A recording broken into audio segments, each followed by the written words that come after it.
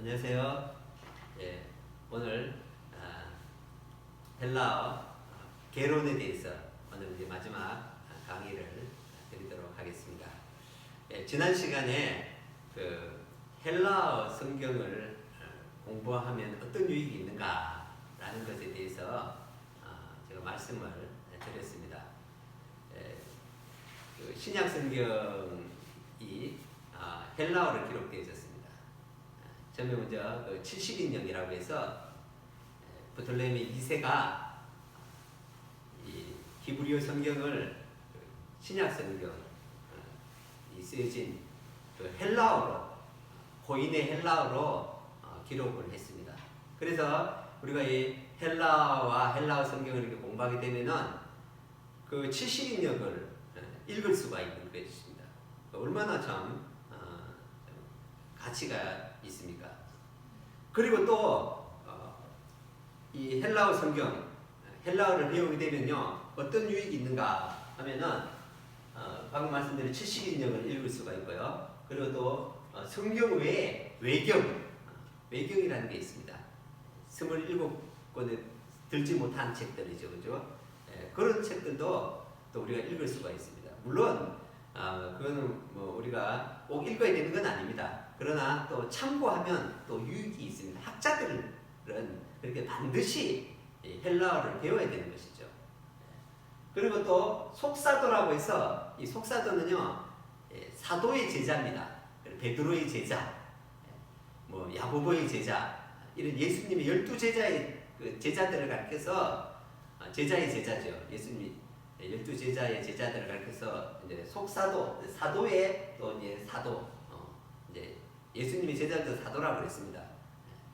사도의 제자들 저서들도 읽을 수 있고 또 그 사도들에게서 배운 사람들을 또 교부라고, 속사도에게서 배운 사람을 교부라고 합니다. 교부. 그 교부들의 또 저서를 우리가 또 읽을 수가 있는 것입니다. 이 모든 것이 다 헬라어로 기록이 되어졌습니다. 고인의 헬라어로 기록되어졌습니다. 그래서 이것은 거의 성경과 같은 그런 권위가 있는 서적입니다. 그래서 이러한 저서들을 성경에 넣을 것인가 넣지 않을 것인가를 두고도 많은 그 고민을 했습니다. 이 교부들의 저서를 성경에 넣을 것인가 안 넣을 것인가, 그 정도로 가치가 있는 저서들입니다. 예를 들면은 바나바서, 그 바나바 있죠, 그죠? 그 신약 성경에 나온 바나바가 썼던 책이죠, 그죠? 그리고 우리는 그 사도행전에서 바나바와 바울이 이제 갈라지면서 바울의 것만 우리가 이제 우리가 보는 거죠, 사도행전. 그래서 바나바는 또 아시아로 가서 전도를 했지요. 그래서 또 이 바나바의 역사, 그것도 또 하나님의 또 귀한 역사하심이 있었던 것입니다. 그래서 그 바나바서, 그리고 클레멘스 저서, 헤르마스의 목장, 또 폴리갑의 순교. 하나님 한 번도 나를 실망시킨 적이 없고 80년 동안 그죠?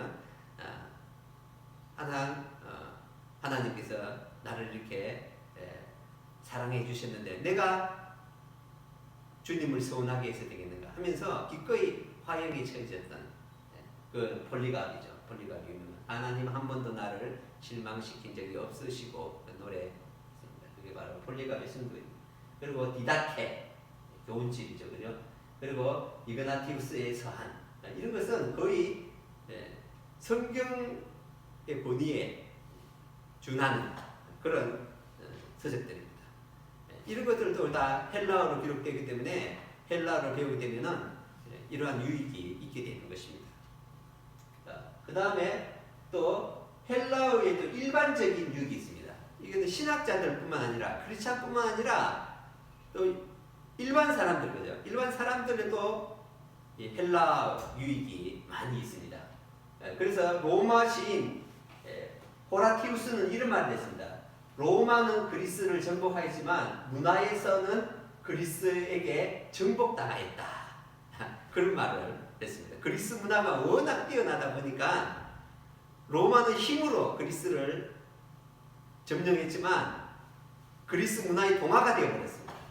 그래서 그리스 로마 신화, 그런 로마 작품, 이것도 다 그리스에서 다 나온 겁니다. 그것이요. 다 모든 것이 다 그리스에게서 배운 겁니다. 로마는 힘만 있었지 뭐 문화가 없었습니다. 야만인들 출신이죠. 사실 말하는. 그러나 그리스는 오래전부터 아주 문화를 꽃피웠던 그런 나라였습니다. 그래서 그리스의 문화는 오늘날까지 그죠? 정치, 민주주의, 그죠? 민주주의 시작이 그리스부터 시작됐습니다. 그래서 정치하는 사람은 또 이 그리스화, 헬라어를 배워야 됩니다. 그럴 때 정치에 대한 지식을 많이 얻을 수가 있고 또 법률, 이것도 또 역시 헬라 속에서 우리가 많은 걸 배웠습니다. 그래서 법을 공부한 사람들, 정치를 공부한 사람들 반드시 헬라어를 공부해야 됩니다. 그리고 건축하는 사람들, 미술, 문학, 그리스 신화 이런 거 있죠, 그죠? 그리고 언어, 뭐 영어, 또 프랑스어, 스페인어, 이탈리아 뭐 말할 것도 없는 거죠. 라틴어 다 그리스어의 뿌리를 두고 있습니다. 그리고 예술, 심지어는 스포츠, 그죠? 그리스가 올림픽의 근원지 아닙니까, 그죠? 그러니까 이 세계 모든 분야에서 이 영향을 끼치고 있습니다. 그래서 이제 구체적으로 말씀을 드리면요, 철학하는 사람들은 반드시 헬라어를 공부를 해야 됩니다. 자, 그 철학자들, 3대 철학자들이라고 그러죠. 소크라테스, 플라톤, 아리스토텔레스, 이 3대 철학자인데요. 이들이 썼던 책들이 유명한 책들이 있습니다. 소크라테스의 변명, 그리고 플라톤의 국가론, 이데아론, 또 아리스토텔레스의 범주론, 니코마스 윤리학, 시학, 정치학. 이것은요 벌써 2000년이 훨씬 지났지만 지금도 철학하는 사람들의 반드시 읽어야 되는 그 필독서입니다. 그리고 지금은요, 옛날에는 이러한 책들이 다 영어나 독일어에서 번역을 했습니다. 그러나 지금은요, 지금 학자들은 다 이 헬라어를 배워가지고 헬라어 원본을 다 번역을 하고 있습니다. 그래서 지금 요즘에 책 나오는 이런 책들은요, 전부 다 학자들이 헬라어에서 번역을 했습니다. 원어에서 다 번역을 했다는 겁니다. 그 정도로 예수님을 믿지 않는 사람들, 일반 학문하는 사람들도 이 헬라어 공부를 아주 많이 하고 있습니다. 근데 하물며 하나님의 말씀을 배우는 우리, 하나님의 말씀이 기록된 이 헬라어를 우리 크리스찬이 배우지 않는다 하는 것은 모순이 있는 거죠. 하나님을 알지 못한 사람, 성경도 못한 사람도 헬라어 공부하는데 우리 하나님을 알고 하나님의 말씀을 특히 가르친 사람이 헬라어를 공부하지 않는다? 이것은 있을 수 없는 말이죠. 그리고 또 문학가들 있지 않습니까? 문학가들, 철학자뿐만 아니라 문학가, 세계적인 문학 작품들 있지 않습니까? 호모로스의 일리아드, 오디세이아, 그리고 3대 비극 작가 아이스킬로스, 소포클레스, 에우리페데스. 이것은 세계적인 또 문학입니다. 그래서 문학하는 사람들도 요즘에 또 다 헬라어를 공부하고 있습니다. 르네상스, 제2의 지금 르네상스 시대가 온 겁니다.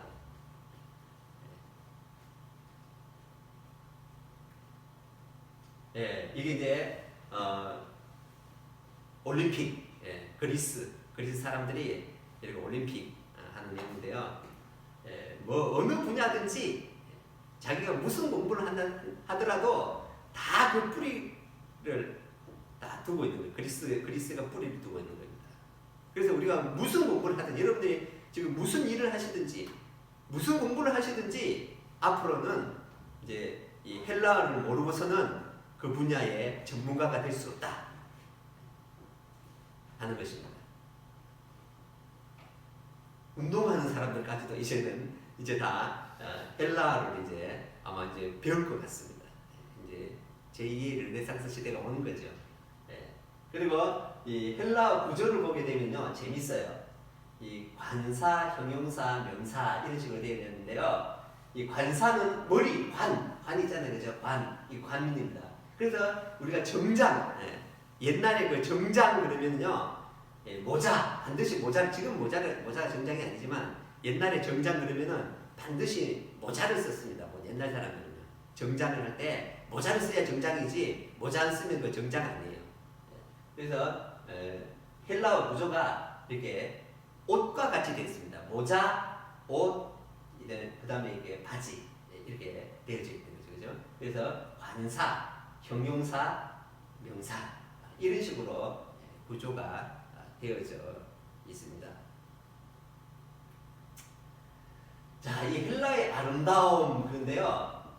자, 이게 아까 말씀드린 대로 앞에 관사, 그 다음에 요거 이제 형용사인데요. 요게 이제 위에 옷이에요. 그리고 요거 이제 명사입니다. 근데 다 오로 시작하면은 오. 그래서 관사, 형용사, 명사가 다 똑같아요. 이렇게 오가 다 공통점이에요. 그리고 또 의, 뭐뭐의 그러면요. 요거는 주격, 요건 주격이고 요거는 소유격. 의 그러면요. 우 똑같아요. 이게 한 세트예요. 세트. 그리고 우리 옷을 입을 때 빨간 모자 쓰고 검은 옷 입고 흰 바지 입고 이런 사람 없죠. 위에 모자가 빨간 모자면은 위에도 빨간 옷이고 밑에도 빨간 옷을 입어야 이게 크게 조화가 되어지는 것이죠. 그죠? 그래서 헬라어 구조가 그렇게 다 되어져 있다는 겁니다. 빨간 것을 입으면은 빨간 모자를 쓰면은 빨간 옷, 빨간 바지. 파란 모자를 쓰면은 파란 모자, 파란 옷, 파란 바지. 그리고 검정 모자를 쓰면은 검정 모자, 검정 옷, 검정 바지. 그리고 노란 모자를 쓰면은 노란 모자, 노란 옷, 노란 바지. 이렇게 쫙 이렇게 세트가 딱 되어 있어요. 그래서 참 이 헬라어를 보면 참 아름답다, 참 재미있다 이런 느낌이 들어지는 것입니다. 재밌죠, 그죠? 재밌습니다. 그래서 참 재밌어요.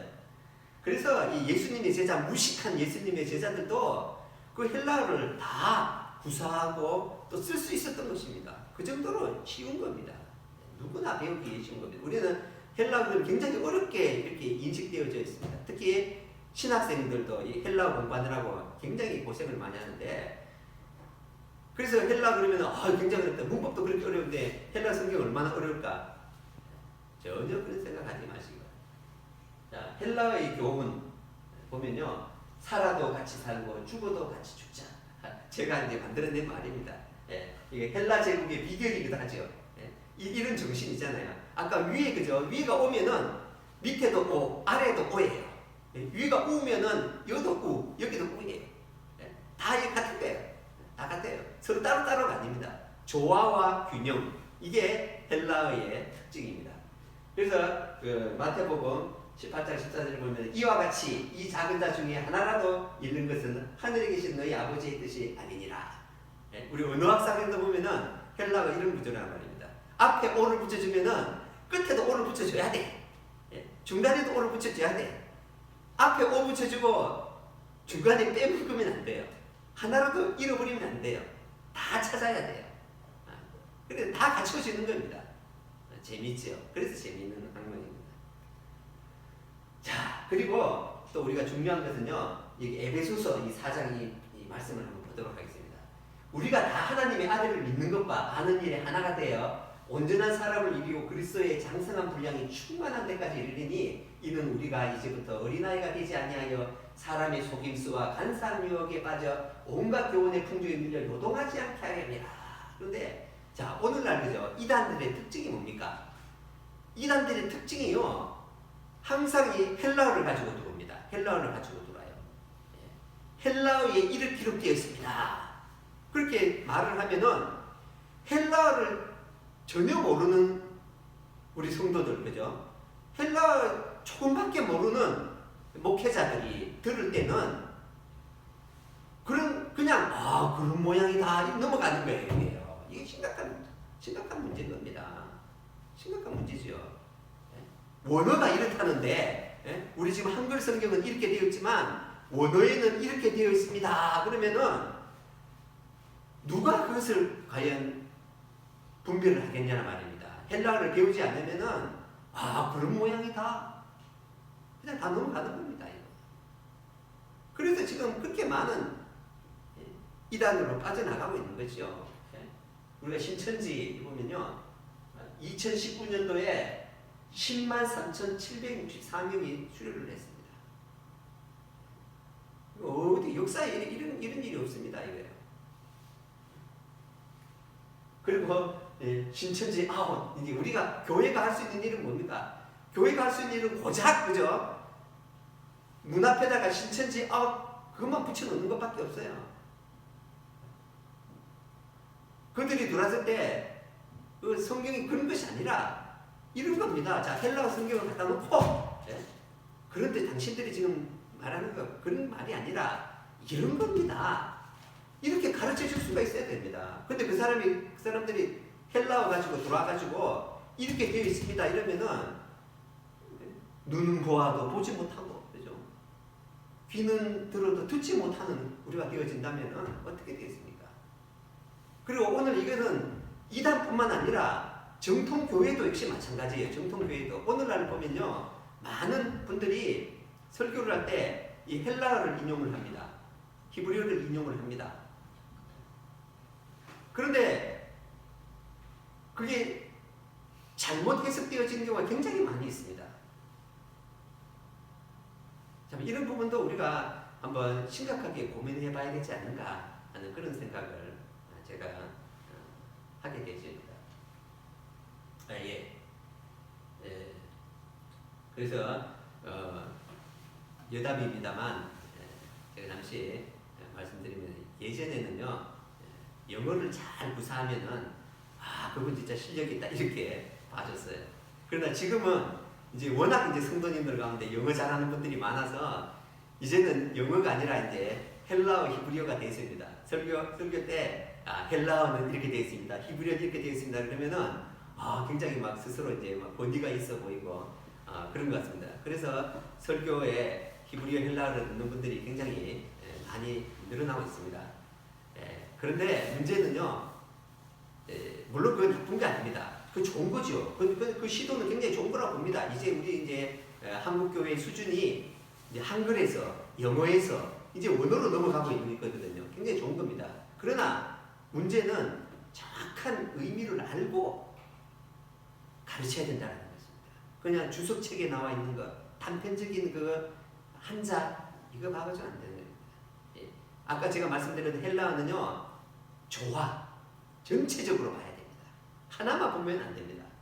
하나만 보고 이게 이런 뜻입니다. 그러면 그 이단입니다. 다 이단들의 특징이 다 그런 겁니다. 하나만 가지고 와가지고 이게 이렇다고 강조됩니다. 헬라어는 그 조화 앞에 다 연결되어져 있는 것인데 그걸 보지 못하는 겁니다. 그거는 헬라어를 공부를 해야만이 그 전체적인 의미를 볼 수가 있는 것이지 헬라어를 공부하지 않으면 단편적인 밖에 알 수가 없는 것입니다. 그래서 이제 다음 주부터 이제 알파벳 정식으로 헬라 이제 공부를 하도록 하겠습니다. 우리 언제까지 제가 하게 될지는 모르겠는데요. 앞으로 이제 끝까지 우리 헬라를 공부해서 쉽고 재미있는 헬라 우리 함께 배워보도록 하겠습니다. 감사드립니다.